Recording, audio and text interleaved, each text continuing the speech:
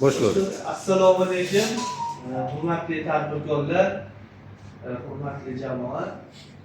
Biz bugun Turon bank bo'yicha Turon bank xodimlari, ya'niki Sarvarbek, o'zim sizlarga mana shu 3 tajribasi bo'yicha ozgina qisqacha tushunchalar bermoqchi etaman. Ya'niki sizlar bizda kredit turlarimiz, kredit mahsulotlarimiz bilan bir tanishtirib o'taman bir qator.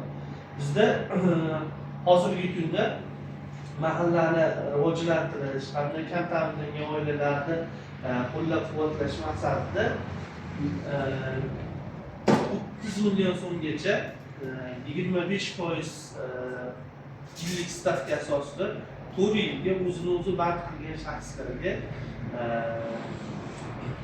mahsulot turi bo'yicha kredit ajratib bermoqdamiz. Ya'niki bu xonadonlarga chorvachilik, tikuvchilik, asalarichilik va hokazo yo'nalishlar bo'yicha ajratib beramiz.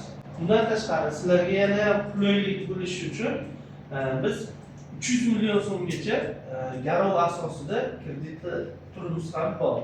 Ya'niki tadbirkorlar, yosh tadbirkorlar qiynalmasligi uchun, misol обороты bo'lmaydi ularda, yosh tadbirkorlarni, yangi kirib kelgan tadbirkorlar. Biz ularni ham o'ylab chiqqan holda 4 yilga 28% asosida, garov ta'minoti asosida kredit ajratib beramiz. Ya'niki bunga o'z-o'zidan uy-joy yoki ko'chmas mulklar,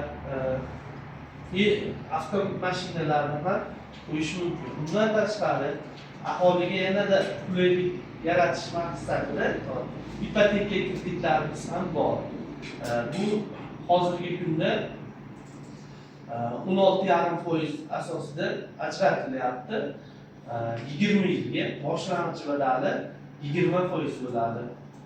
Ya'niki o'sha shartnoma olsangiz 300 million so'm xonadon bo'ladigan bo'lsa, 20%ni siz boshlang'ich badal sifatida shakllantirasiz. Qolgan 80%ni biz bank kredit asosida o'zini band qilgan shaxslar hamda doimiy daromadga ega bo'lgan shaxslarga ajratib beramiz.